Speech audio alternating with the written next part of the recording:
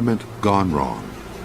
In the late 1950s, a scientist was attempting to crossbreed European honeybees with highly productive but very aggressive African bees. The mutant bees escaped and steadily moved towards North America.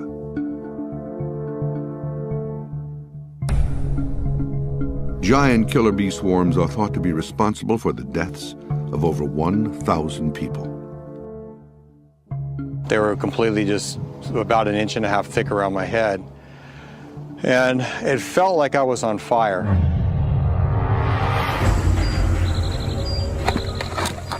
Jeff Moser was helping a friend clean up his backyard when he heard something loud approaching him. All I saw was a cloud of dust. And it's come to realize, as soon as I saw the cloud of dust, it turned out that it was just a huge swarm of bees. Got maybe about 120 feet or so, and I stumbled, got back up again, and I guess I was waving my arms everywhere, trying to keep them away from my face.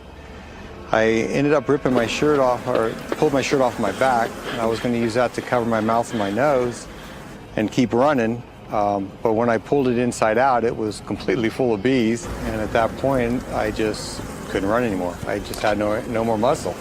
So I ended up getting on my knees and my elbows, like, crouched down, and I took my hands and just covered my mouth and covered my nose. I was spitting bees out of my mouth and blowing them out of my nose while this was going on. I was just burning up. And my thoughts were my family. I just wanted to stay alive. I was praying, Moser was stung over 4,000 times, and the levels of venom in his system were so high that his organs began to shut down. And I think at that point is when I started losing consciousness. When Moser's condition deteriorated, he was airlifted from Las Vegas to Phoenix, where specialists could treat him. I woke up in the emergency room with 6 doctors pulling stingers out of me. It was just frightening. The main thing that kept going through my head was my family. And that was the hardest. I didn't want to die. And as you could tell, it still bugs me. I just didn't want to go out that way. In addition to their attacks on humans, these giant swarms of killer bees have almost completely wiped out the honeybee in the southwest United States. Experts estimate that there are 5 million killer bee hives in Arizona alone, each giant hive containing up to 80,000 bees. And now it appears these killer bees may be headed even further north and adapting to colder temperatures. But some scientists, like Dr. Marla Spivak, believe giant killer bees aren't a serious problem and feel the threat is exaggerated. The African bees are not really a problem in the southern United States. They've disrupted beekeeping a little bit, so some beekeepers that were used to keeping very gentle colonies of bees have had to either stop beekeeping or adapt to keeping a more defensive kind of honeybee. People are really afraid of stinging insects like bees and wasps, and so the thought of having a swarm of bees get on you and start attacking and stinging is really threatening and scary to many people. However, there seems to be evidence to contradict Spivak. The swarms have been spotted as far north as Missouri and have killed humans in both Texas and Arizona. Now Munster Quest will investigate this terrifying new threat. The expedition team will travel to Nevada to see if the bees have spread there. They'll also attempt to gather specimens in the mountains of northern Arizona to determine if the bees are able to survive in cold climates. The science team will then analyze the bees to see if they are from the mutant strain, and they will also conduct an experiment to determine just how aggressive these creatures have become. The search begins in Bisbee, southern Arizona. Reed Booth, a bee expert, will lead the expedition. he heads to a location where suspected giant killer beehives have been spotted. Bees will live in anything.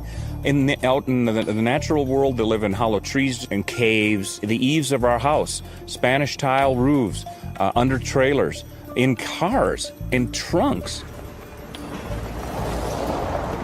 I have seen killer bees kill people, literally, kill horses. They will attack anything that moves, anything that makes noise, smells, and they won't do it a little bit. They will attack until something is dead or gone. The team arrives at a deserted ranch. The goal is to determine if the bees are the hybrid strain and whether they're getting more aggressive.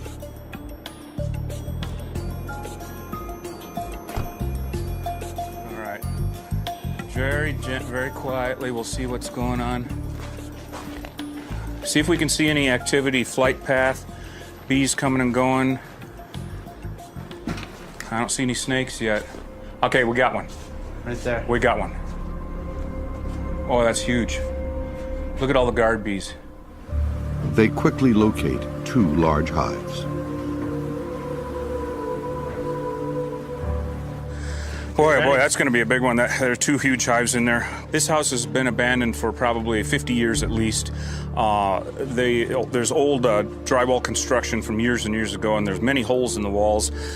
The one hive has a massive amount of guard bees, which normally indicates an extremely large and mean hive. The larger the hive, the meaner they are as a rule. More aggressive these killer hives are.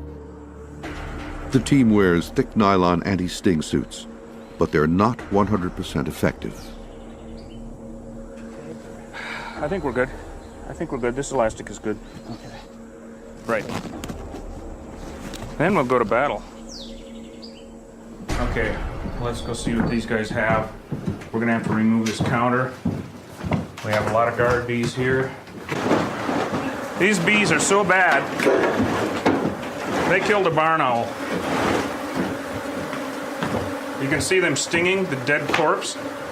They don't care what they sting. They will kill anything. And they killed this poor barn owl. Here's another entrance. Now here's the second entrance in this abandoned building. And this again could be very full of bees. Okay, they're not over here, but where you see the vibration. You see the vibration? They hate vibration. Look at them coming out, getting ready to take flight and attack. Here they come. Okay, this is going to be a serious hive. Now I have not disrupted their front door. I'm just making vibration. You can see them pouring out of there in seconds. That was 3 seconds. Look at the aggression with these bees.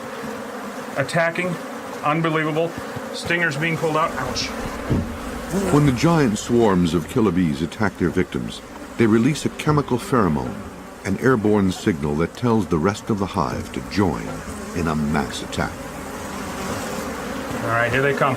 We already have part of the hive out, but we can get a lot more of the hive out. Look at them. The alarms have been sent out, and here they come. Let's just stand here for a minute and see how aggressive these bees are. How many come out? Well, I'd say we already have at least 10, maybe 15,000 bees out. They are pouring out of there like water. Ouch. Whoa, whoa. Whoa, you guys are just something else, aren't you? They're still coming, pouring out. We will have 80 to 90% of this hive out by the time that we start walking into the desert. This super aggressive behavior like this 5, 7 years ago, 10 years ago, not evident at all. Not evident. And they are just attacking me. Something horrible. Look at them all stinging my glove. You can see them pulling themselves off, dying in the process. And they're still pouring off. We must have 60% of the hive out now attacking. Ow! Ow! Oh, yeah, I know. Let's go. Let's go. Back out. I'll give it another tap for good measure, and we will go outside and just see how far they will chase me. Killer bees have a unique and chilling characteristic. They will relentlessly pursue fleeing victims, in essence, a killer instinct. Most scientists believe they will chase their prey for up to a quarter of a mile from the site of an attack. The team will test that theory. Ouch. They are still bouncing off me like hail. They are following the pheromone trail as if we were right at the hive. This is incredible. This is incredible. These are true monsters. You want monsters? Look no further. This is the real deal. Be a quarter of a mile shortly, maybe a little more. And they're attacking just like it was no tomorrow, just like we were just standing there, right at the hive. Super aggressive behavior. And 5 to 10 years ago, they would have been tapering off by now. But they are not. You can see how far we are from the house, and it's just not stopping. I've been stung. I've easily been stung 40 times through the suit on this job. The hive of angry killer bees pursues the team well beyond a half mile, stinging them hundreds of times. Okay, well, it's been about 10, 15 minutes since we walked away from that hive, and you could just keep walking through the desert and they would just stick with you for, we really don't know how far at this point. The old theory was a quarter of a mile in the past. Obviously, that's out the window right now. Monster Quest is on the trail of giant swarms of killer bees that are invading the United States. The oldest known bee specimen was found perfectly preserved in amber in a Burmese mine. Radiocarbon dating showed it was over 100 million years old. The bees' once primitive defense mechanisms evolved over time as humans became interested in farming their honey. In the early days, it was strictly honey hunting. It was watching worker bees returning to their colonies, locating the colonies, and then robbing the nest. And so some enterprising person in some little tribe got an idea and said, yeah, we'll catch a swarm and we'll see what happens. People have been keeping bees for at least 5,000 years. To the ancients, swarms of bees were seen as an omen of death. They were said to have foretold the defeat of Pompeii by Caesar in the Battle of Pharsalus in 48 BC. 2,000 years later, the omen has become a very real danger. When did we go from good bees to bad bees? It started in the jungles of southern Brazil, 300 miles to the west of Rio de Janeiro. In the early 1950s, a scientist developed a mutant strain of honeybee, an experiment that would have disastrous consequences. He was a geneticist. His name is Warwick Kerr. And he heard that the South Africans were producing record amounts of honey.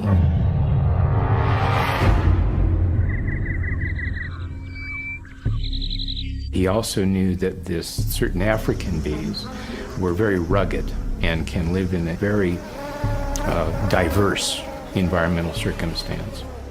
He had met with his government, and they gave him the okay to import certain African species or subspecies to Brazil. But he wanted to keep them under quarantine to avoid escaping. Then, in 1957, a deadly mistake. An assistant working in the field removed what we call queen excluders. They're a special little bridge that allows the workers to get through, but not the queens. That way you don't have escapees. He removed all the queen excluders from their experimental hives. 26 killer bee queens escaped from their hives, with their worker bees following close behind. The swarms spread like wildfire through the jungles and mountains of South America, leaving a trail of death and destruction.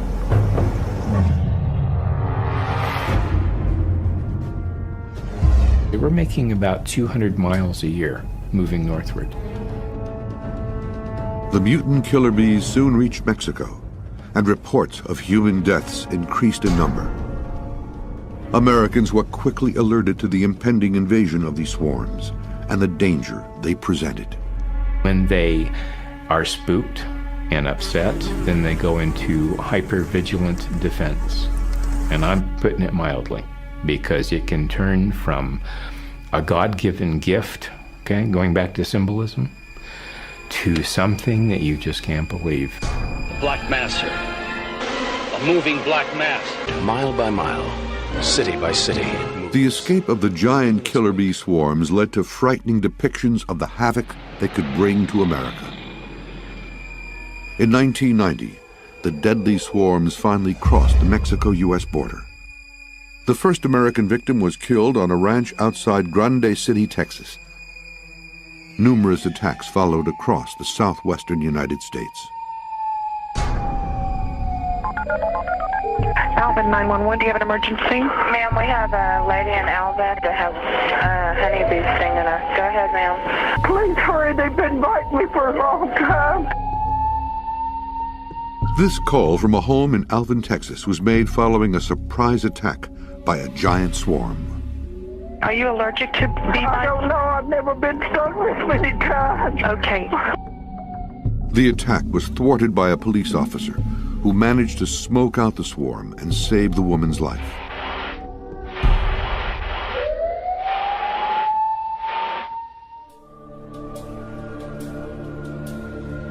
Scientists believe these killer bees are becoming increasingly aggressive and highly organized.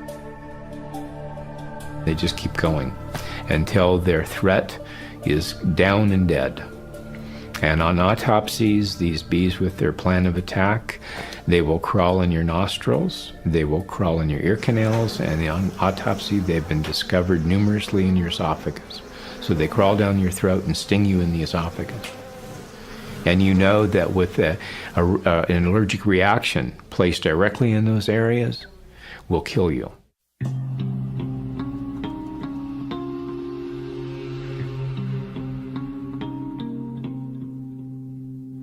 Gloria de Grande Hoffman, a bee researcher, has tracked the spread of the giant killer bee swarms.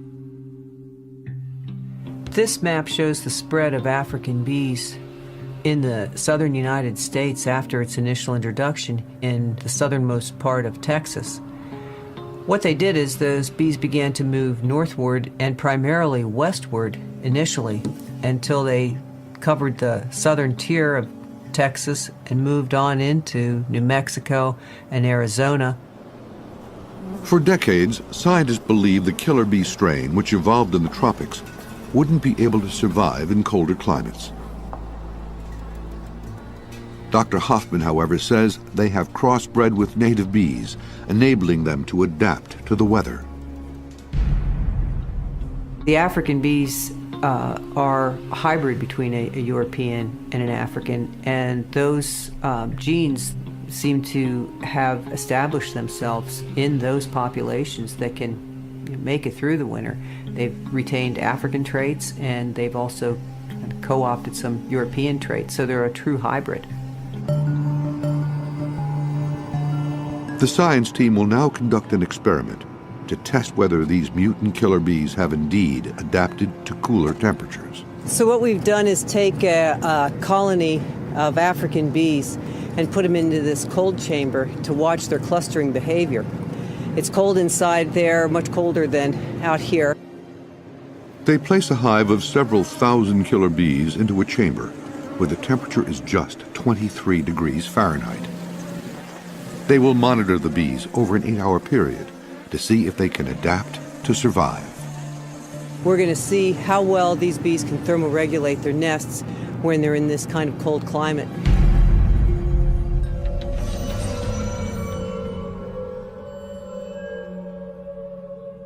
The Monster Quest expedition team has traveled 400 miles north to Las Vegas, Nevada, a place known for temperature extremes. During the day, the thermometer regularly climbs above 100 degrees Fahrenheit.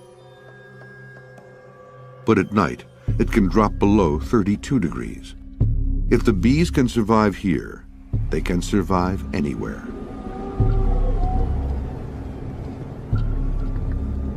Okay, I'm here in Las Vegas, Nevada, looking for anywhere where killer beehives might be, which, from what I can see, is everywhere.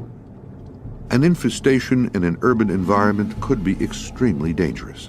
If killer beehives started moving into the Strip in numbers, it could be real bad for the patrons, the people just walking along on the street.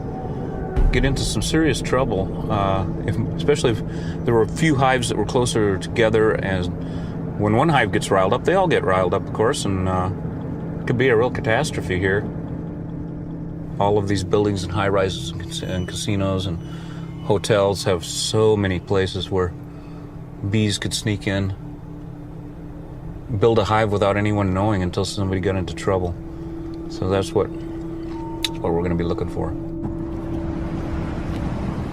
The team begins its search at night, when giant swarms are usually inactive.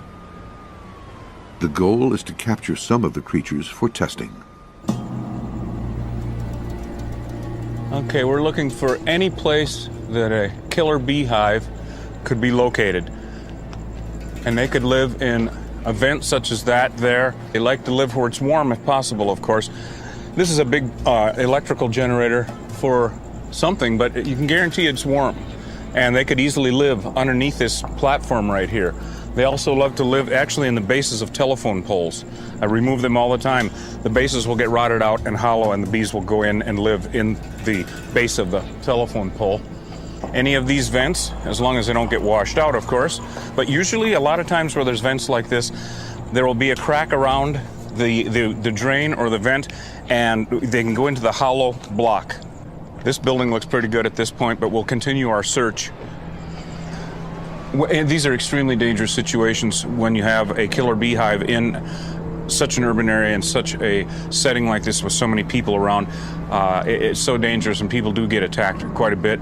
They come out of their house and all of a sudden see the bees flying around and they get stung.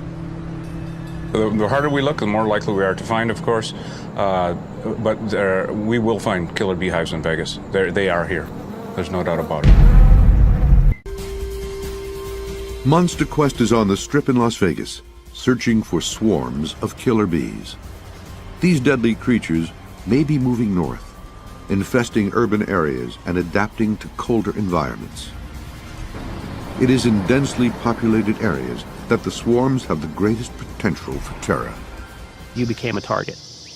No matter what you were doing, walking through, just stepping out of your car, it was intense.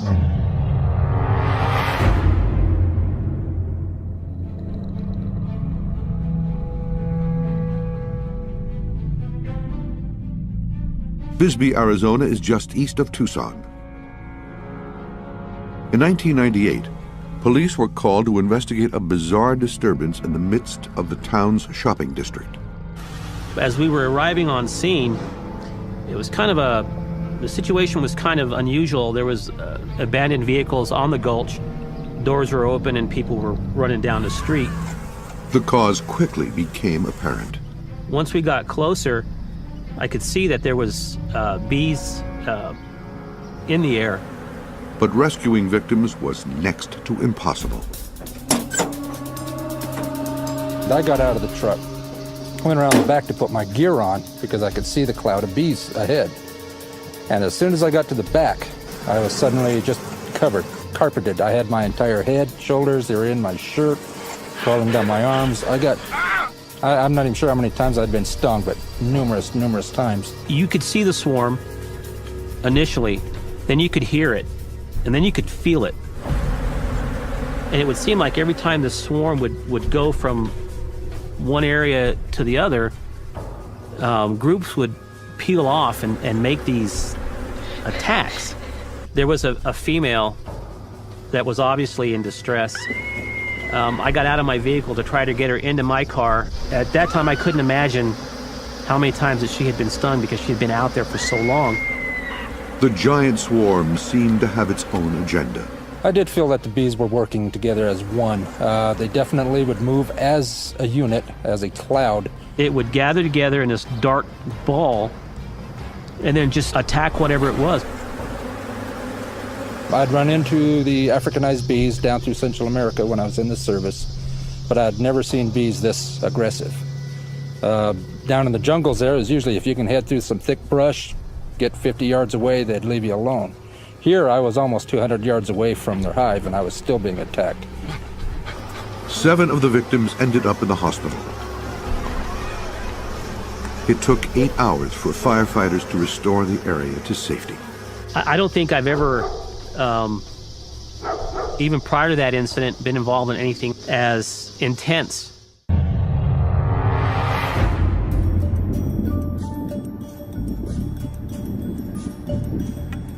I've gotten a call from a contact here in Las Vegas that has located a potentially very dangerous hive in a residential area.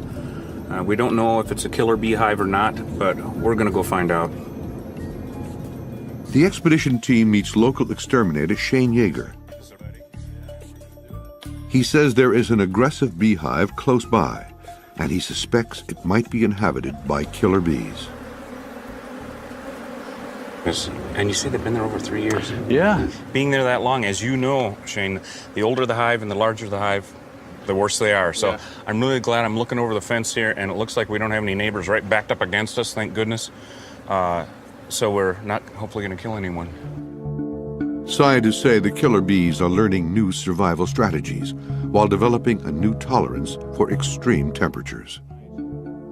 The myths are abound, of course, that they can't live where it's cold, et cetera, et cetera. How cold does it get here Fahrenheit in the winter? We get dipped down to freezing. We have probably a week of 30 degrees. Mm-hmm. And I know last winter we had a record amount of snow. The team suits up and approaches the hive. So we're going to go and let's grab the loppers. Okay. And we'll go make some room for us to work and stir it up a little bit. See how active these guys are. Let's do it.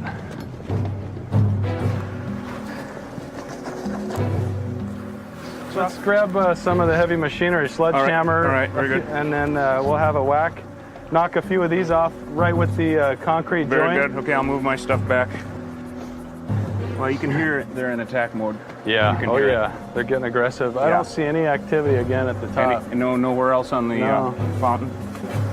God darn it, the hole is just strange enough so I've got, a few in there, but I think what we're going to have to do is open her up. The bees strike almost immediately. I can open up a second block, too. Oh, here you go. Oh, my. You got home? Let me hit one more shot. Come here. Oh, yeah. Let's get a little bit here. Yeah, let's get a little bit here. They attempt to gather samples for analysis at the lab, but the attack is making it extremely difficult. That's 100 or so. These are definitely acting so aggressive. There's no doubt about it. They're a living monster. And like we've talked before, a beehive, they don't act as individuals. These are all acting as one unit. All right? They're all thinking the exact same way, and that is to drive us off and kill us. I would stake my life on it that these are not European bees. Yeah.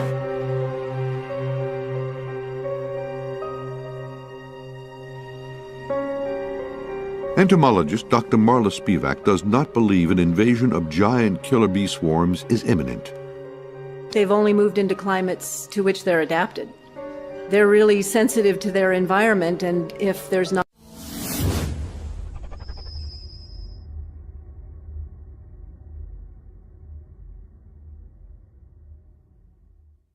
enough water, or if there's too much rainfall, or if there's not enough flowers, floral resources, they're not going to move out of those areas. They're going to stay where the conditions are good for them. Spivak considers most of the United States an unsuitable killer bee habitat. As you go farther north in the United States, past Texas, past New Mexico and Arizona, the winters get colder and colder and colder, and Africanized bees are really not adapted to temperate, colder climates. They're an African bee. They like warm, tropical climates, and Minnesota, for example, would not be on their list of places to visit. It's too cold here in the winter. They like warm, tropical places.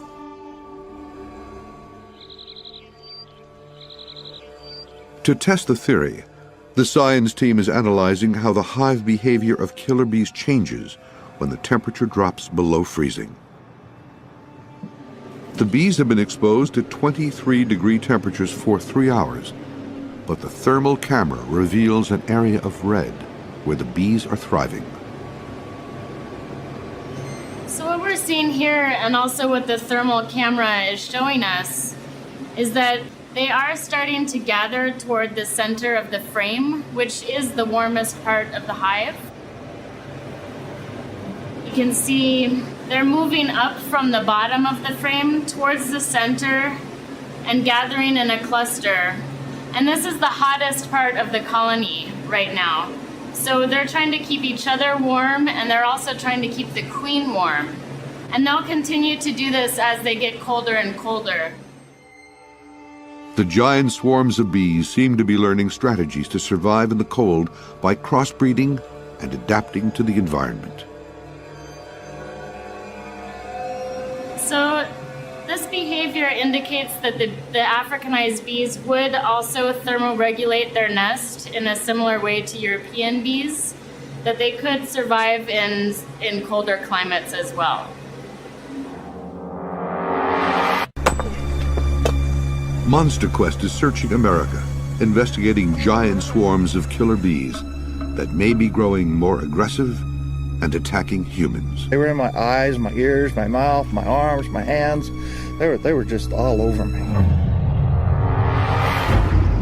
Tom Housley, a former soldier, has dealt with dangerous situations before, but nothing has prepared him for this attack. I was in the Special Forces in the service when I was young, and that wasn't scary. I've taken guns away from people and knives, and that wasn't really scary, but this was scary. Housley was mowing the lawn in his backyard when he accidentally ran over a massive hive containing some 100,000 killer bees. I was being hit by these bees, and pretty soon there was hundreds or thousands of them. I just jumped off the mower and I started running. I was yelling, "God, I'm dead, call the paramedics," you know. I was scared, just scared.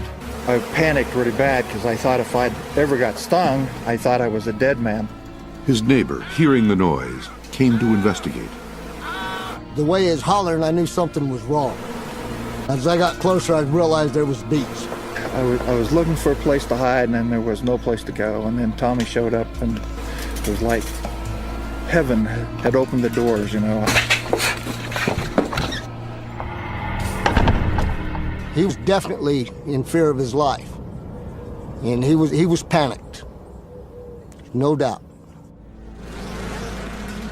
With Housley clinging to life, his neighbor went back outside to warn. The expedition team is headed to northern Arizona. It's an area that has experienced some of the most recent and violent giant swarm attacks. The team is trying to determine if the bees are surviving in the colder mountainous regions of the state.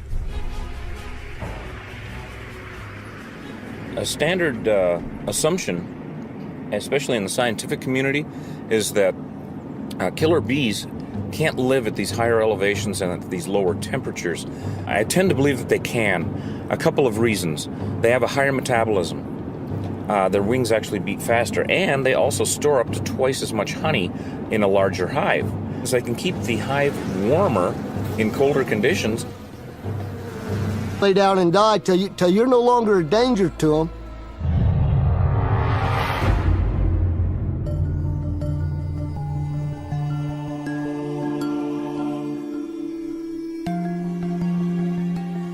The science team has received the first samples gathered in Las Vegas. They will analyze the specimens to see if the deadly killer bees are surviving in these cooler temperatures. The first stage in morphometrics is called FABIS, and that's a series of tests where we just measure the right forewing of each bee.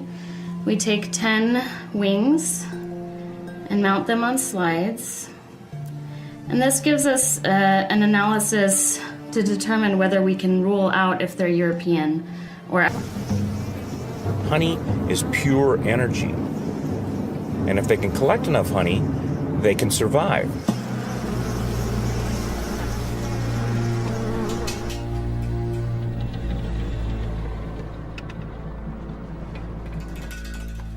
Well, okay, here we are then. Warn others in the area.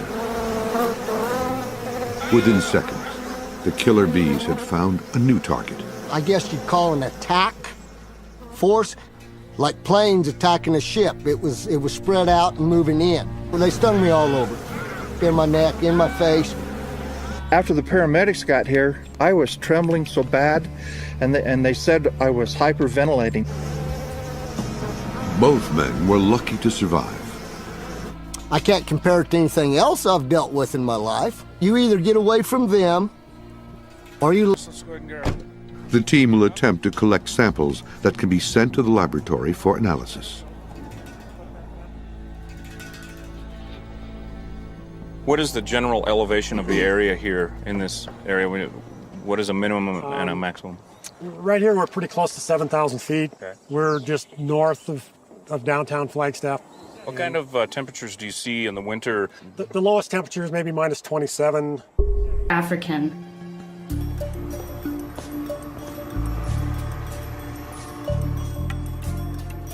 The images of the wings are projected for comparison. I'm guessing that these bees are African just because the measurements are very small. This one is at an 8.8. This one here is, again, at 8.8. Usually with European bees, we tend to see numbers more around 9.1, 9.2. So my guess is that they're going to be African, but the Fabus test, again, is just a preliminary test. Yeah, so we'll just maybe go look at this colony that's in the oak tree. Okay, very good. Let's do that. We can get some samples and maybe see how aggressive they are. The team begins with a scout of the outskirts of town, where they believe giant swarms are likely to colonize. They've received a tip of a sighting in this residential area. Well, this is a honey customer of mine that called and said he just has bees in his backyard. Seems like they're going in the pallet space near the ground. They're down under the pallet. Looks like a pretty good sized hive. Of course, we have no idea if they're killer bees or not yet. In order to get a closer look, the team suits up. They'll also prepare a smoker, which they hope will have a calming effect on the swarm. Well, it's there if we need it. Yeah. Okay. Let's go ahead and... If these bees are of the mutant variety, it will be proof that the swarms are capable of surviving at high altitude, and therefore in colder climates. They're getting a little feisty.